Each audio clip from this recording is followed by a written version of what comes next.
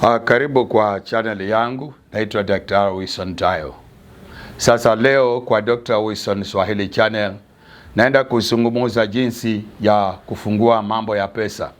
Unaona kuna watu ambao wananiambia mambo yao imefungika na hata hawajui watafanya nini.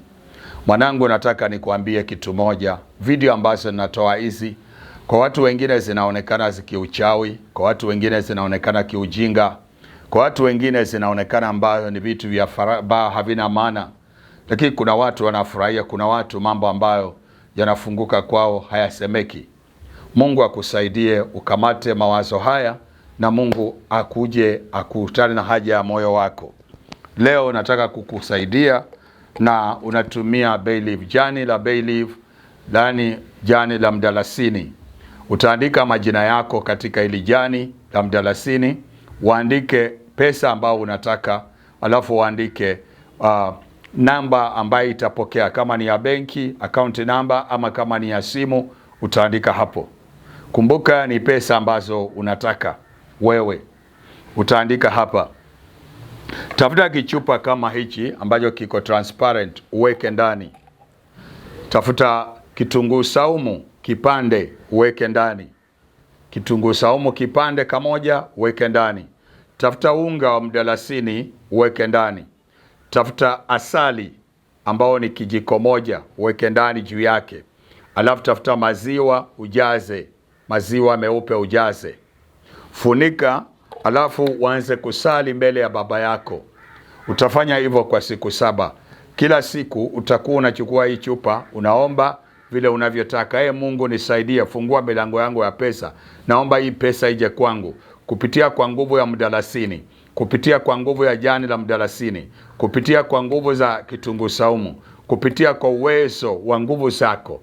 Mungu ninaomba unifungulia milango kwa ajili ya hii pesa. Inahitajika kufanya hivi na hili. Kama ni mambo ya kanisa utasema, kama ni mambo ya kujenga mradi wa mayatima ama kusaidia wajane ama community, ama kama ni shule ama hospitali, ama ni mahitaji yako ya nyumbani, au ni project yako ya binafsi kujenga nyumba au boma, utataja mbele za Mungu. Mungu ni mwaminifu na kuambia fanya hili jambo, na ukimaliza maombi yako unaweka chini katika kabati mahali unaficha. Mtu yeyote asiguze na isifunguliwe. Mpaka siku ya pili unafanya vile mpaka siku 7. Basi siku ya 7 fungua. Tema mate yako mara 3 ndani.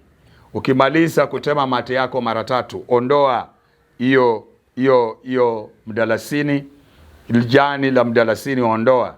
Liweke kwa jua likauke, alafu ondoa kitunguu saumu, uweke kwa jua vikauke. Vile vitu vingine changanya pamoja na maji ya kuoga. Nenda ukaoge yale maji ukishukuru Mungu. Ukimaliza kuoga yale maji, majani yale, ile jani imekauka pamoja na kitunguu saumu pale, kavichome kabisa, vifanyike majivu. Vichome vifanyike majivu. Ukishachoma vifanyike majivu, nenda nje ya nyumba yako, lakini si nje ya compound yako. Nje ya nyumba yako na si nje ya compound yako. Karushe mchanga huo ya majivu katika hewa, na ukimaliza mshukuru Mungu. Ndugu yangu, rudi nyumbani utulie. Utaona vile Mungu atakufungulia mambo. Kibali kitakuja kwako ambacho si cha kawaida. Yani kibali ambacho si cha kawaida. Video hii nimeizungumza kwa Kizungu pia, lakini mambo ambayo nimeweka kwa Kizungu ni tofauti na yale nimeweka kwa Kiswahili. Na video hii pia nimeiweka kwa TikTok, na vile nimeweka kwa TikTok ni tofauti. Kwa hivyo ukisikiliza katika ile ya Kizungu, Global Solution, usije hapa kuniuliza maswali. Na ukisikiliza hii, usije kuniuliza maswali kuhusu ile. Wewe niulize maswali ya hii. Kama ni Global Kingdom umesikiza pale, niulize kule. Kama ni kwa TikTok, niulize ya kule. Maana kila face nimeweka video hii, lakini tofauti. Mungu wa uzima awabariki. Mungu akutana mahitaji yenu. Mimi mnaona ni mtu mzima na sijachanganyikiwa. Niko timamu na nakuelekeza. Video hii haina malipo. Nenda kafanye mwanangu, kaone mabadiliko katika maisha yako ya kifedha. Bye bye, asante. Tuonane tena kwa video inayokuja. Asante.